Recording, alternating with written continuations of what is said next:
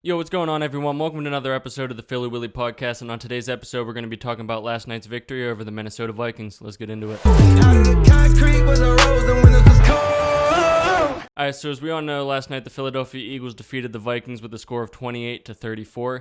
I have mixed feelings about this game. You know, there was times where we played good, and there were times where we played bad. So let's just dive in and let's get into this. All right, so before we get into this, I just want to say what I thought that I saw. I saw a team that looked a little bit sloppy at times, you know, with the play calling and Hurts's decision on the play that he threw his interception, and he was underthrowing. He underthrew Devontae Smith. I don't think it's anything to be really concerned about. I think it's things that he's going to fix, and I think that there probably is an adjustment period for getting a new offensive coordinator and a defensive coordinator.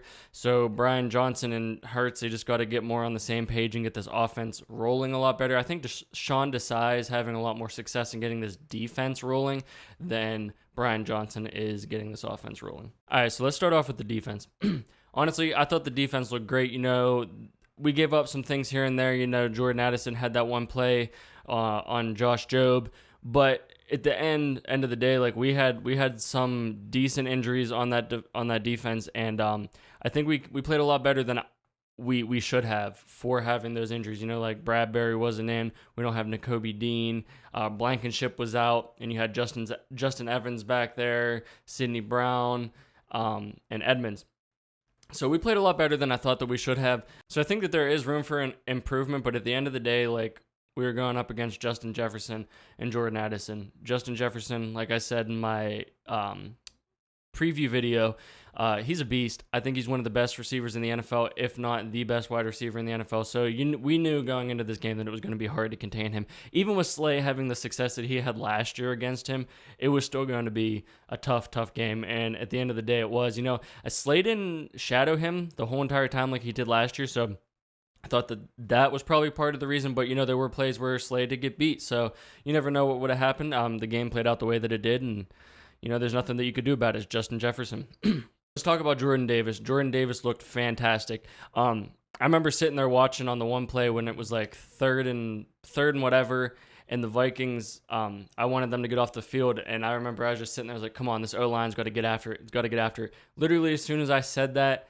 Jordan Davis got off that center and he put pressure in Kirk Cousins' face, and he threw that he made him have a rush throw, and he caused the incompletion. So I don't think there's much more that we could ask out of Jordan Davis. And if there's anybody out there that's saying that we wasted a pick on Jordan Davis or that he wasn't going to pan out, you can shut your mouth, man.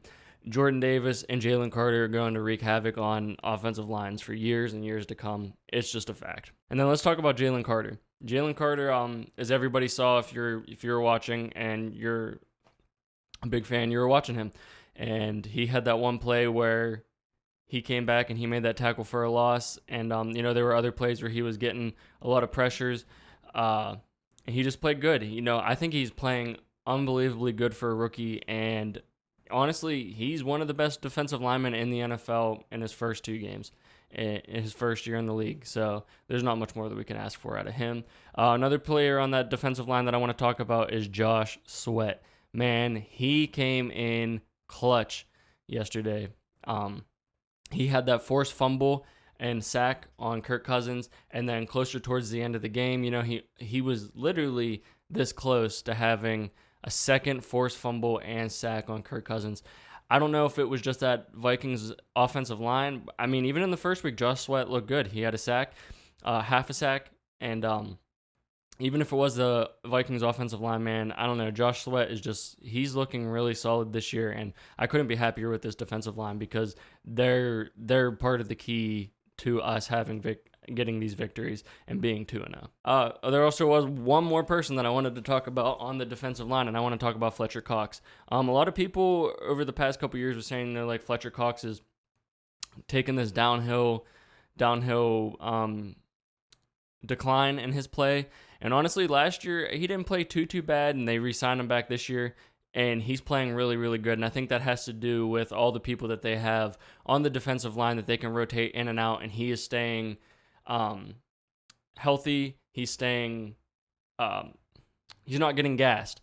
And I think that is definitely 100% having to do with the success that Fletcher Cox is having on this defensive line. Another thing that I want to talk about is I think we need to focus more on this linebacker spot. When I was watching the game and it was like third and whatever, or like third and or second and medium or something, and you thought that the Eagles were going to be able to get off the field or get them to a third down to get them off the field.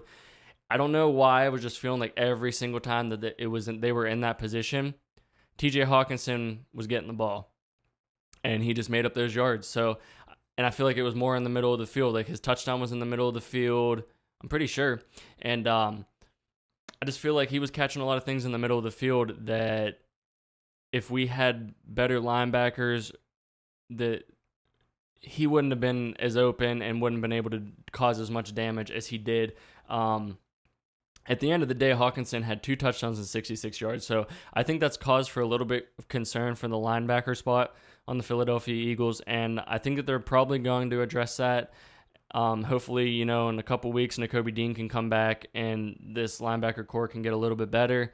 But until then, we got to just keep watching this linebacker spot, and hopefully they can put it together and keep these opposing tight ends and the crossing routes in the middle of the field, keep those limited, because we need that. And then the last thing that I want to talk about on this defense, and it is a blow to the defense, is Avonte Maddox. He got injured.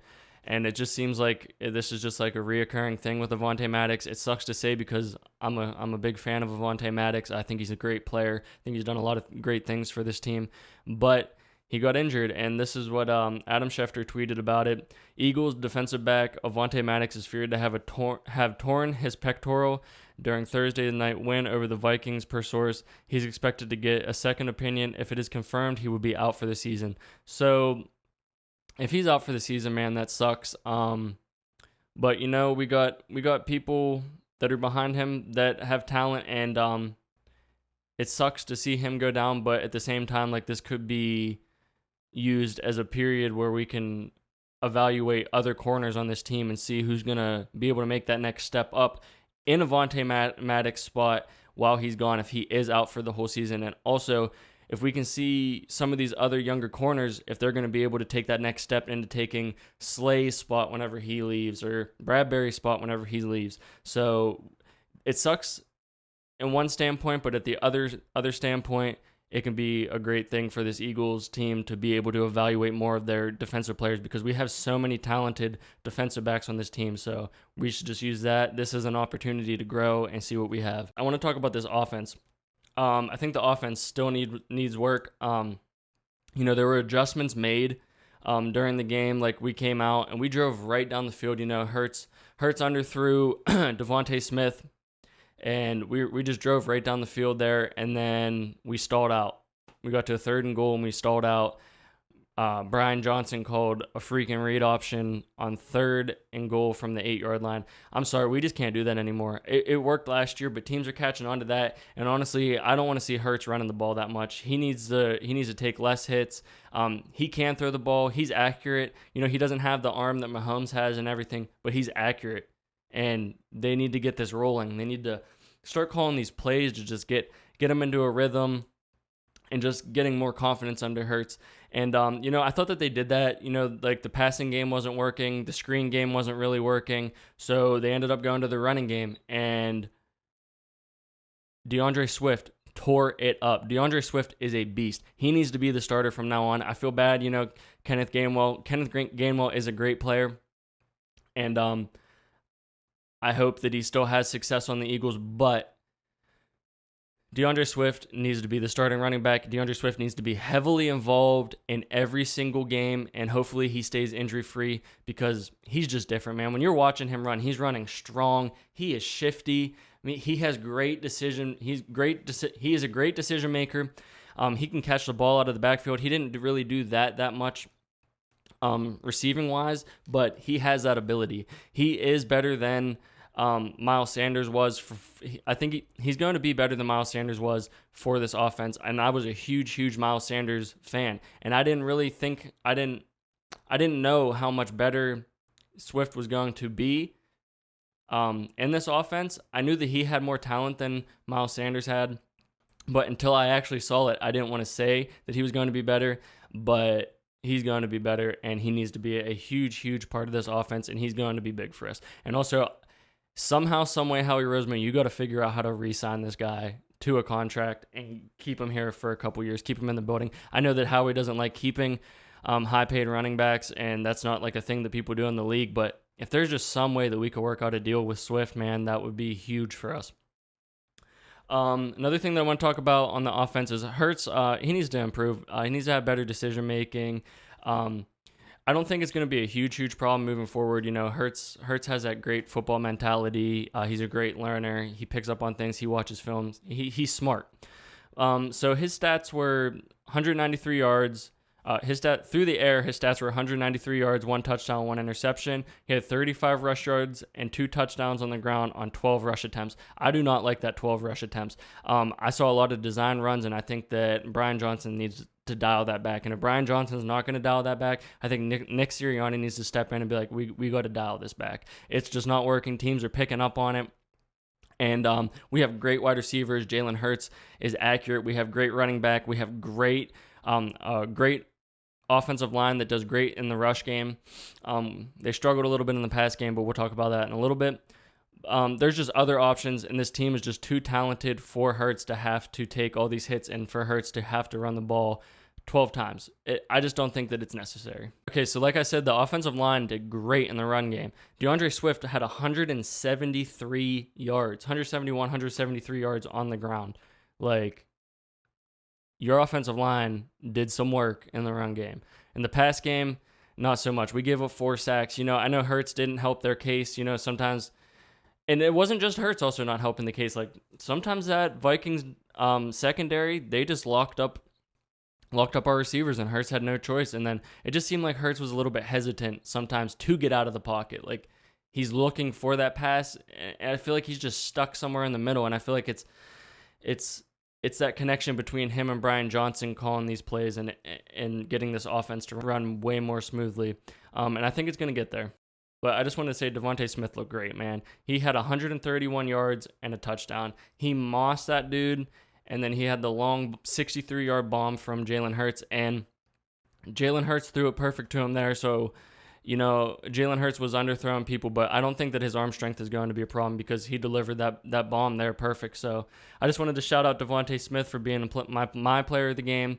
And yeah, I can't wait to see him just go off this season. He's probably going to end the season as a top 5 wide receiver, top 3 maybe.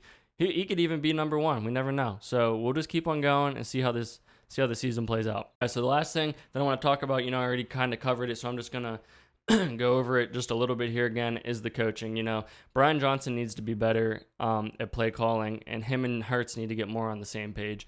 I know that I sound like a broken record just saying that over and over again throughout this video, but it's just what I saw in the video, and what I saw in the game, and I think that this offense has a lot more that they need to work out, and there's a lot more that they can improve on. They scored 34 points. 34 points, and they didn't even play their best game. Sorry, my microphone cut off there. But just imagine whenever we are playing our best game and everything's clicking, the defense is clicking, the offense is clicking, Jalen Hurts is making these passes, Deandre Swift is taking off, the defense is creating these turnovers, getting interceptions, fumbles, getting pick sixes. Like, as soon as everything clicks, this team is the best team in the NFL, and there's nothing that nobody can say about that.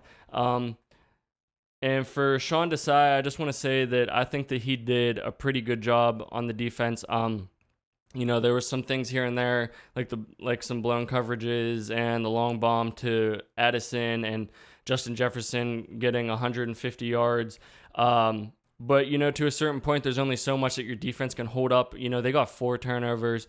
They did let up 28 points, but there's only so much that your defense can do while your offense isn't really helping your case like in the first half. You know, they started helping out more in the second half, and then that's whenever things started to pan out more, when the offense was on the field for an 8-minute drive and they tired out your defense. Like, the Eagles had 39 minutes total of time of possession, and I know that 100% was a factor in helping tone down the Vikings defense and to exhaust them and get them to play at a way lower level than they were.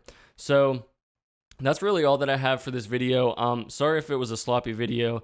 I didn't really have time to rewatch over that much more stuff. You know, I had to wake up for work this morning. I didn't get to really watch a lot of the press conferences and just watch the highlights over again and watch some more of the game over again. So that's all that I have for this video. Like I say in every video, if you guys like what I'm doing here, make sure you hit that subscribe button, make sure you hit that like button, and also make sure you guys are dropping comments down in the comment section, because I want to see what you guys think. I want to talk back and forth. I want to have people to talk to about the Philadelphia Eagles. So with that being said, I hope you guys have a great day. See you guys. Peace.